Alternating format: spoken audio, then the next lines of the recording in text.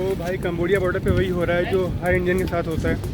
अब वो मुझे लेके जा रहे हैं कंबोडियन साइड पे गेट पे, पूछने की क्या वो मुझे एंट्री देंगे। आई होप कि एंट्री मिल जाए, अगर नहीं मिलती तो मुझे यहाँ बॉर्डर पे रुकना पड़ेगा और फिर खुद से एक बार ट्राई करना पड़ेगा। जब वहाँ से गया था गेट पे इमिग्रेशन वाले के पास, तो उसने मुझे बोला कि $50 दे दो। मैं पैसा नहीं दूंगा और मेरे पास सारे डॉक्यूमेंट है, तो पैसा क्यों दूँगा। इतना करप्ट बॉर्डर तो अफ्रीका में नहीं होगा शायद कहीं।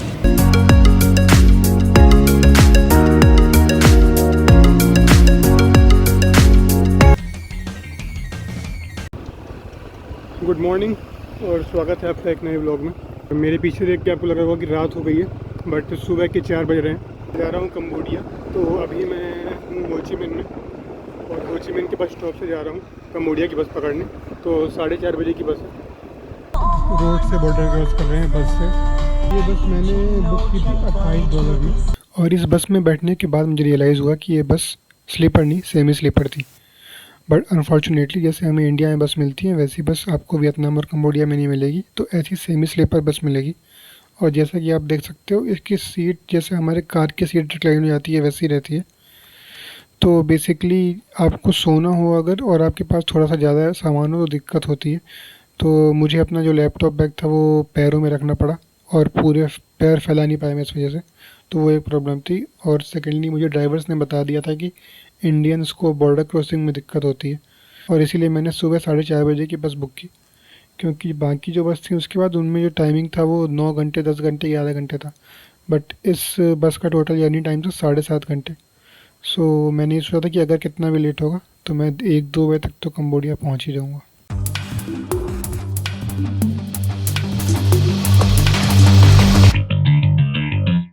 लगभग 4 घंटे की जर्नी के बाद हम पहुंच गए थे वियतनाम और कंबोडिया के बॉर्डर पे, और जिसका डर था वही हुआ।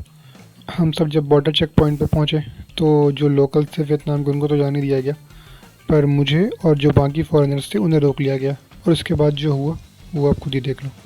तो भाई कंबोडिया बॉर्डर पे वही हो रहा है जो हर इंडियन के साथ होता है। अभी बहुत टाइम लग रहा था, तो मुझे बस वाले ने बोला कि आपको लेके नहीं जाएंगे। फिर जो पीछे दूसरी बस आई सेम कंपनी की, उन्होंने मुझे पकड़ा भी। तो अब वो मुझे लेके जा रहे हैं कंबोडियन साइड पे गेट पे, पूछने की क्या वो मुझे एंट्री देंगे। अगर वो एंट्री देंगे तब तो मुझे लेके आएंगे, वरना छोड़ देंगे। तो अभी हम जा रहे हैं कंबोडिया की तरफ। आई होप कि एंट्री मिल जाए, अगर नहीं मिलती तो मुझे यहाँ बॉर्डर पे रुकना पड़ेगा और फिर खुद से एक बार ट्राई करना पड़ेगा। This is Cambodia's gate.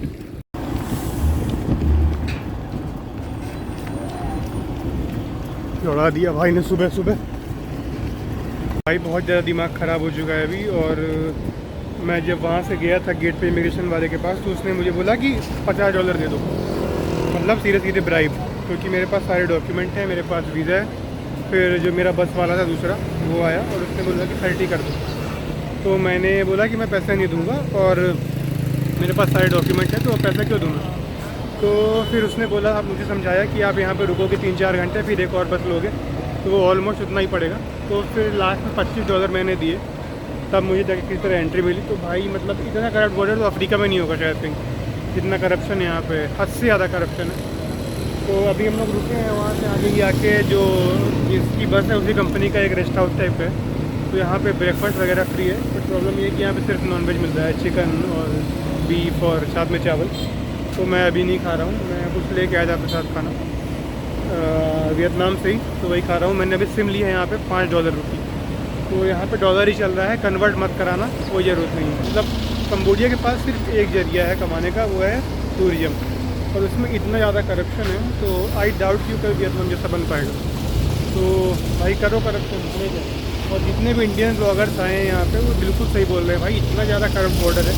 मैं देख रहा था लाइन लगी थी, 2-2 3-3 घंटे से लोग खड़े हुए हैं। मैंने $25 दिए, 15 मिनट में हो गया काम।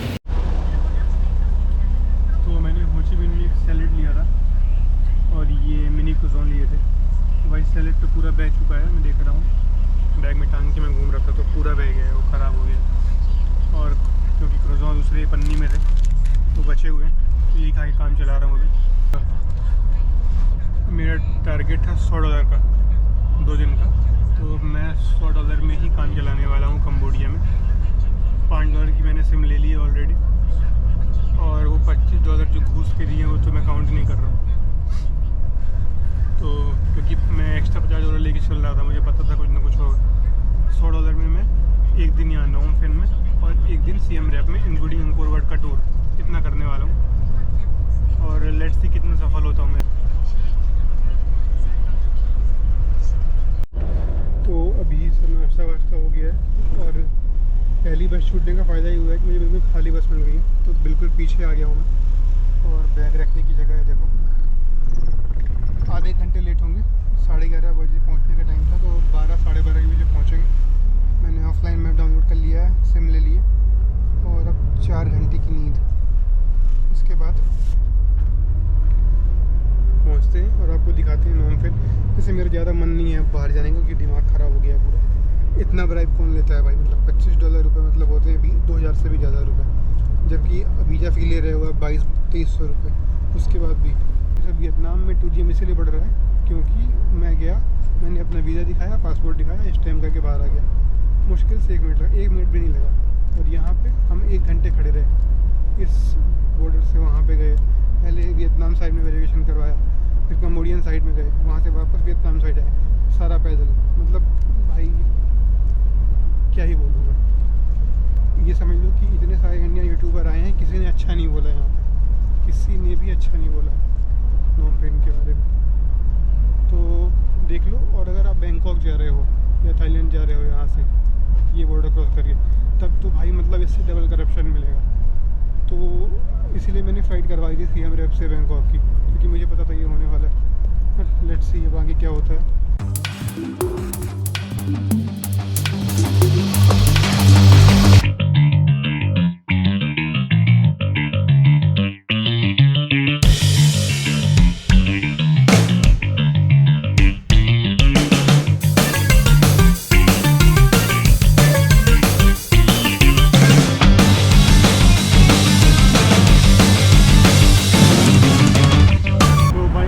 पहुंच गए हैं कम्बोडिया की राजधानी नोम फेन और डिस्पाइट ऑल द डिलेज 11:30 बजे पहुंच चुके हैं और अभी टुक कर लिया हमने। मेरे साथ एक और ट्रैवलर है, दोनों ने शेयर किया है टुक, अराउंड $3 पड़ा है हमें। तो दैट्स इकोनॉमिकल, क्योंकि हम दोनों का जो पहुँचते हैं वो 3 किलोमीटर दूर है।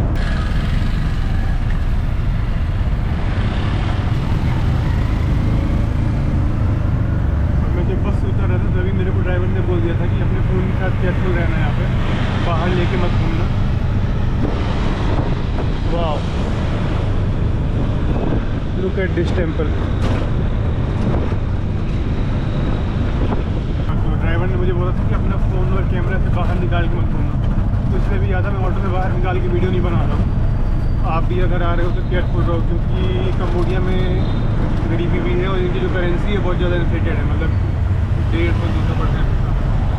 तो इसीलिए डॉलर यूज़ करते हैं मोस्टली, और इनकी करेंसी मतलब आप लेके चलोगे तो मतलब पूरा फ़ायदा लेके चलना पड़ेगा। तो भाई फाइनली पहुंच चुके हैं होटल, और बिल्कुल मेन रोड पे होटल है। ये देखो सामने ये पार्क है और इस साइड पे होटल है, साथ में रेस्टोरेंट भी है, इसका नाम है गोल्डन विला।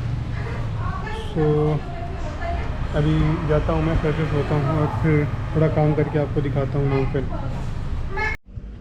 तो एक छोटा सा रूम टूर तो बनता है। ये है रूम मेरा, इसी का टीवी, और सबसे अच्छी बात इतना बड़ा टेबल मिला है तो काम करने की दिक्कत नहीं होगी। This is the window. ये है बेड, जिसका यूज़ कुछ खास होने वाला नहीं है क्योंकि काम ही करना है मुझे, इसलिए रूम लिया है।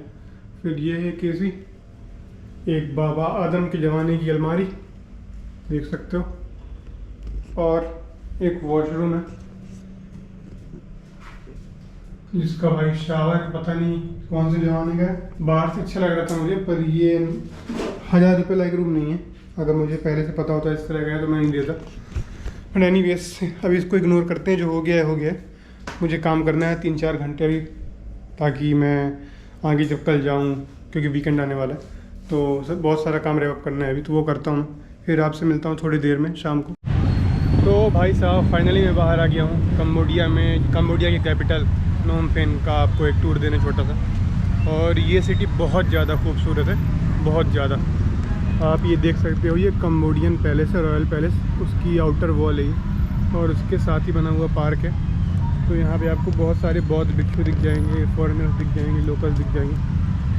और ये आर्किटेक्चर जो है वो खमीर आर्किटेक्चर है। आई डोंट नो उसमें के साइलेंट है नहीं, बट उसको स्पेल करते हैं KHMER खमीर। और ये मतलब कई सौ साल पुराना एम्पायर है, उसकी लेगेसी है ये।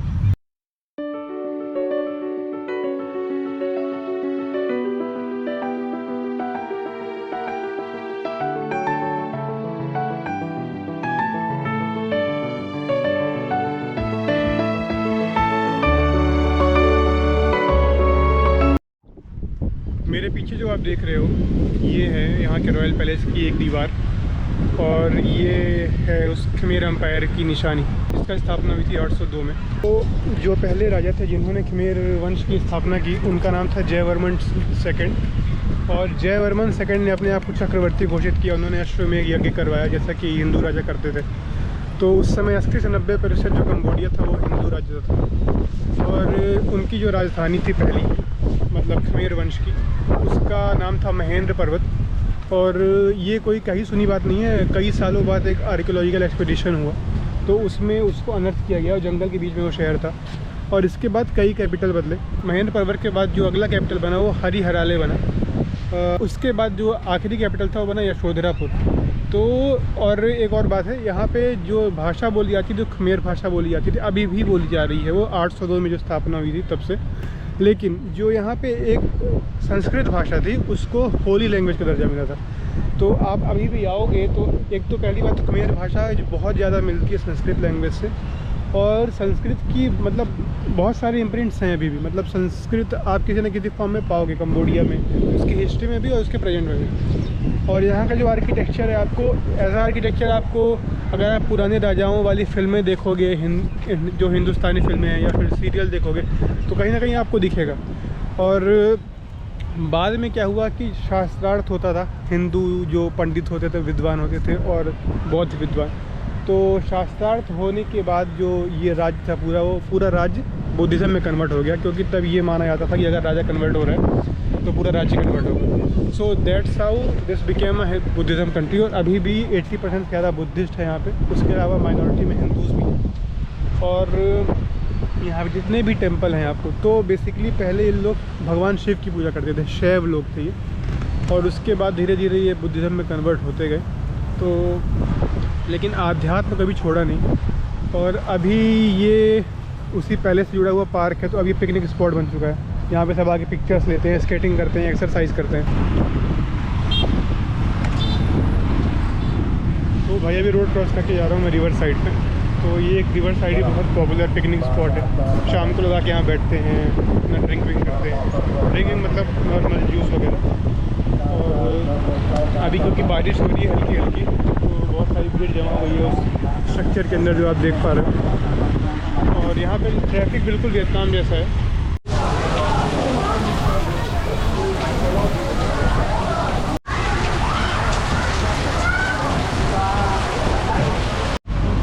तो भाई साहब मौसम के असर देख के लग रहा है कि बारिश ख़त्म नहीं होने वाली है, रुकने नहीं वाली है, अभी धीमी हुई है थोड़ी सी। तो मैं निकल गया हूँ क्योंकि मेरी 11 बजे की बस है। अभी मैं जा रहा हूँ इंडियन रेस्टोरेंट ढूंढने। तो मुझे गूगल मैप्स में एक अच्छा रेस्टोरेंट मिला है जिसका नाम है मदर इंडिया। तो अभी मैं वहाँ जा रहा हूँ और वहाँ पे जाके कुछ खाते हैं। उसके बाद निकलता हूँ मैं तैयारी करके अपनी। क्योंकि भाई यहाँ पे रात में इतना सेफ़ नहीं है जितना वियतनाम में, उतना सेफ़ नहीं है। हालांकि अभी तक ऐसा कुछ मुझे दिखा नहीं है। मैं ऐसे रोड में ट्रैवल कर रहा हूँ, बाकी सब भी कर रहे हैं फ़ोन वोन लेके, तभी मुझे सामने नहीं आया। बट लेट्स सी क्या होता है आगे।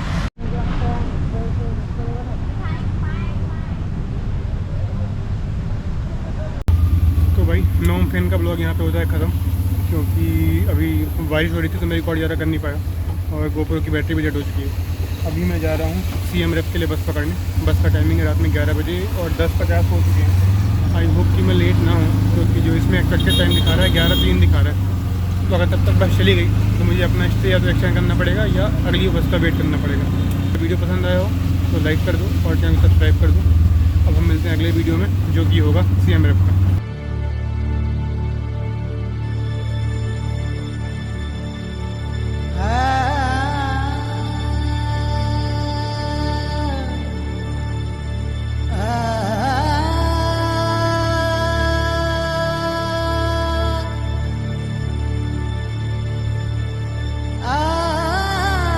तो इस टेम्पल को बनने में 300 साल लगे थे और ये टेम्पल ओरिजिनली बनवाया गया था भगवान विष्णु के लिए।